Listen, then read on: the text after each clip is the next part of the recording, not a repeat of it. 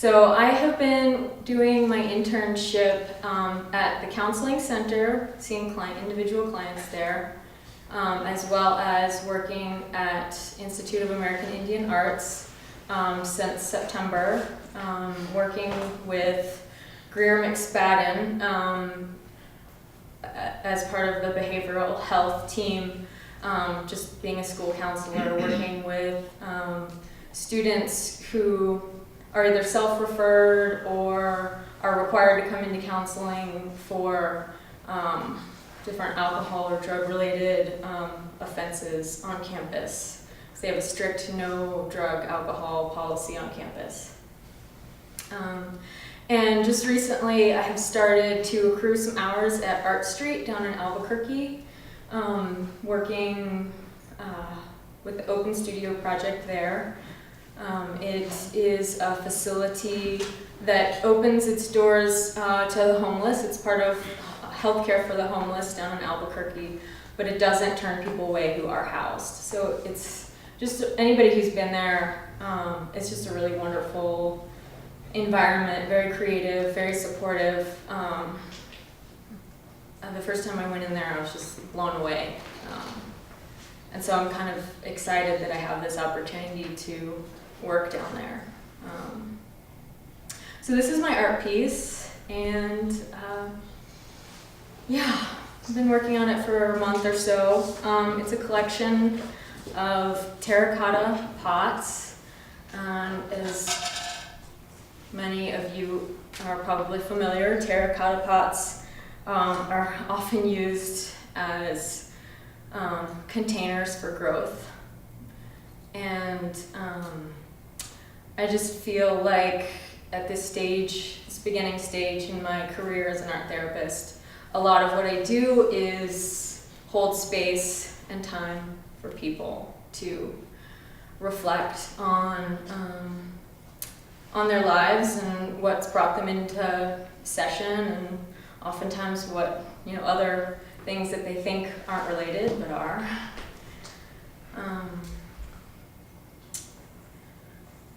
So yeah, holding space, I think, is important. So this art piece is both a reflection of, it's a reflection of where I am now, as often art does.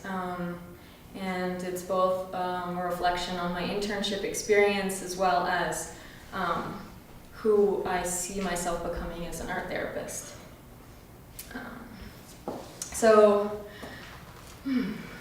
This bottom piece has some snakes on it. This is kind of my unconscious realm piece. Freud, I believe, was credited by saying dreams are the royal road to the unconscious, and both these snakes have appeared at various times in my dreams, and I don't know, sometimes it makes sense to me what they possibly could mean, and other times it doesn't. But there's also the connection to the reptilian brain. If anybody's been in the class with Kate Cook or with Connie Buck, you know that we've got a reptilian brain in our brainstem, and that's sort of where our unconscious implicit beliefs are stored.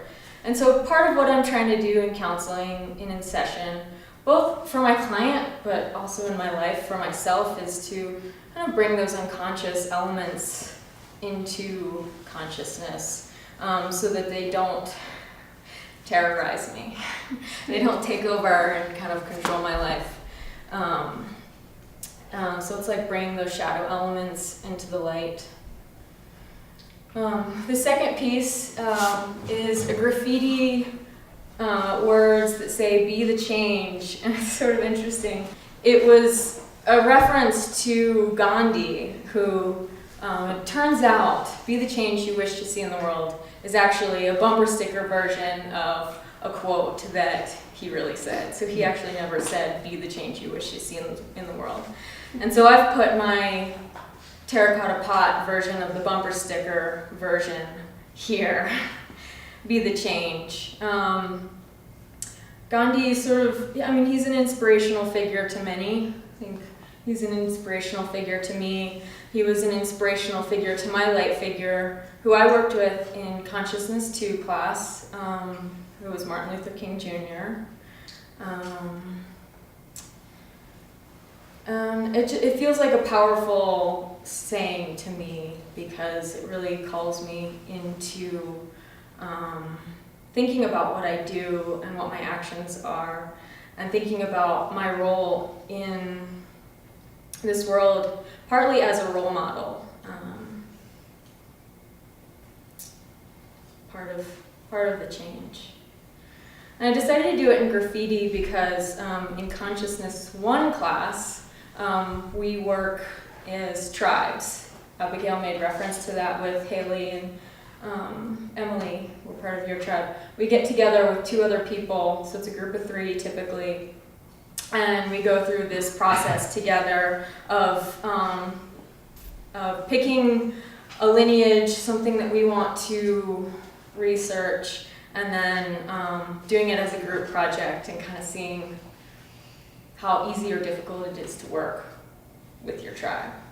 So my tribe decided to research graffiti, so it's a little tie into that.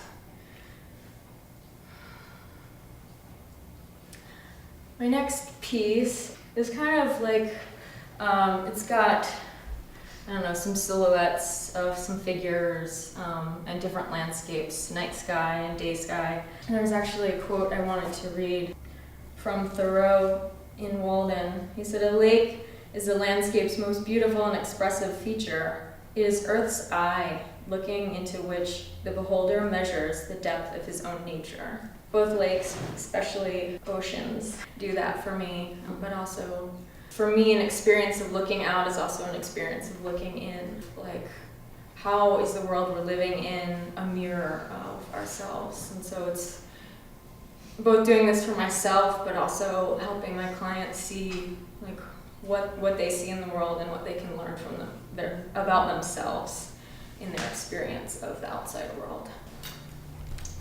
The next piece with the mosaic mirrored on is kind of a piece that talks about holding space for all of clients' pieces and bringing them together and allowing all those pieces to be there. I think that a big part of Art Street and why it is so successful and so healing is that people who are homeless can come in and be seen as something other than homeless. They can be supported as artists and other roles in the community. And I think oftentimes we do get reduced down to what we do, or these like very singular identities. And I think that we're much more than that. We're much richer. And I think it's important to look at all of those sides. And this piece is important for me also because it's a personal piece. When I was sort of dealing with my own issues with depression, I found that I somehow was able to do mosaic, and it somehow made me feel uplifted. And I think it was about bringing pieces together and feeling more whole and more integrated when I felt so fragmented. And that was actually the first pot that I worked on. I actually missed something I wanted to talk about. I'm going to go back now. It has to do with the graffiti piece. Something that I've been doing with my clients at Institute of American Indian Arts has been getting a piece of butcher wallpaper and putting it up on the wall during their lunch hour and showing up with art materials and just letting them create whatever they wanted to, share their voice. And it's actually been the most successful thing that I've done at IAIA because the students have been really involved in that. So I have a few slides that I just wanted to share with you guys. So it's always interesting because it's like I'll put this paper up and sometimes it takes a while for the first person to go up there and make a mark, and that's always, like, people will walk by and be like, oh, blank white space. Freak out about it. So it always takes a level of courage for the first person to go up there and do something. And then once something is up there, it's a lot easier for other students to come in and make a mark. That's working.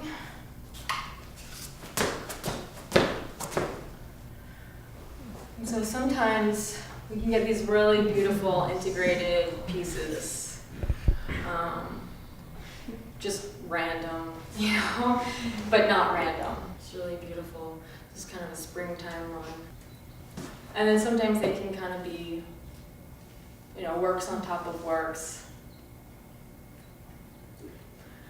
Sometimes I will just leave it blank, and sometimes I've played around with kind of giving a direction. So I asked, what does it mean to be an artist? Because I thought that might be an interesting topic to bring up with these students who were at an art school. So to live one's life through one's soul, to be broke, to express your feelings through visual and emotional means, interpret beauty, and can anybody be an artist? And somebody said, only the fearless.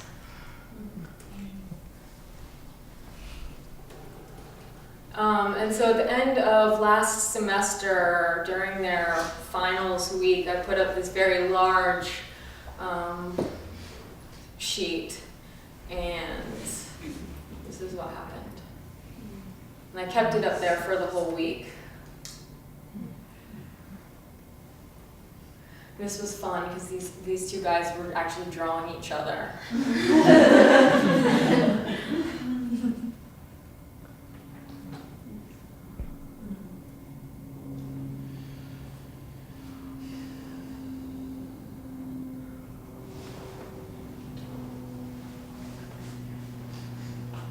So it's been interesting because it brought up kind of some stuff that was going on in the SGA or ASG office, the student government office, and you know, people wanting to express what was happening. And so this woman wanted to put this up, and she wanted it to be part of the larger project, and so they gave approval. But it's kind of like, it's been interesting to follow along with this and like try to keep tabs on like what is, so this is a space for people to share their voice, but what is appropriate and what's not? Where is that line drawn? So that it definitely ruffled some of the administrators' feathers. But it ended up getting smoothed over. As you can notice, maybe you can see, there's a ripped out piece here. Somebody wrote rape in the sweat lodge, and one of the men who spends a great deal of time in that ceremony preparing for it really was offended by it, and so he ripped it out. And I felt that that was very, I was really pleased that he took the initiative to respond, because this is an artwork, you know, it's a living, growing thing. And since it is graffiti, you know, you can alter somebody's previous work. And I thought that was kind of cute. It's a sweat lodge, it says cramp. Because if anybody's been in a sweat lodge, it can get pretty cramped in there. So, a little back here. So this piece here talks about, for me, historical trauma. And I first experienced historical trauma growing up in the South, even though like I didn't know it by that name, I definitely felt it. It was kind of a big deal for a white girl, an empathetic white girl. And that was part of why I chose to work with Martin Luther King Jr. as my lay figure. And then now I'm also working with Native American population, and that's a very big issue around historical trauma. And so just kind of working through some of the issues that are present at this level, which can, be physical abuse, emotional abuse, sexual abuse, substance abuse. And it's these kinds of maladaptive behaviors that get passed down through the generations. And so I chose to do sort of all different colors here with barbed wire, kind of to represent that I think we're all affected by historical trauma, no matter what our skin color is. And I think, but at the same time, definitely some lineages have been affected way worse. But I just wanted to look at how we are all part of the problem and all part of the solution, and it's part of us working together, I think, to try to alleviate some of the suffering that has happened and to hopefully prevent it from continuing. And then my final top piece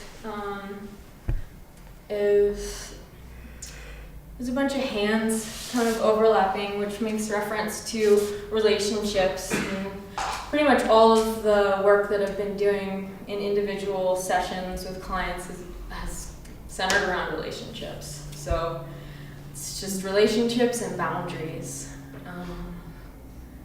It's a big deal these days.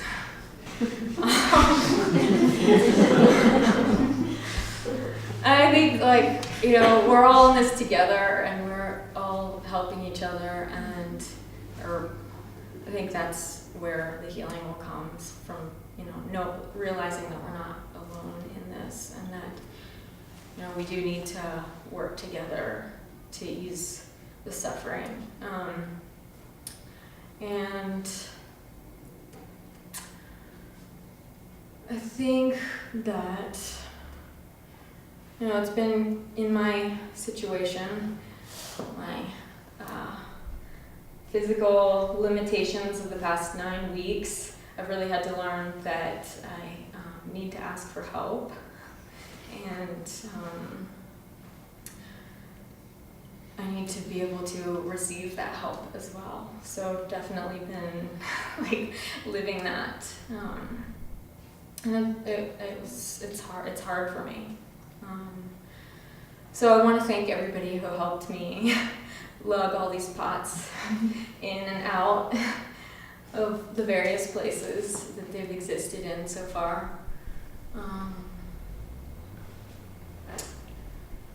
And I think the last thing I want to say is the challenge that internship has presented to me has been just kind of letting go of expectations of what my schedule is going to look like, because clients have not shown up, or they've called an hour before they want to come in and see me, and so it's just sort of trying to get into that practice of being flexible and adapting to the flow of what's happening, and that's definitely been a challenge for me. And frustrating at times, but it's part of this lesson of just accepting what's happening and going with it and letting it happen, because it's a lot better than the alternative of resisting it. So yeah, I think that's all I have to say.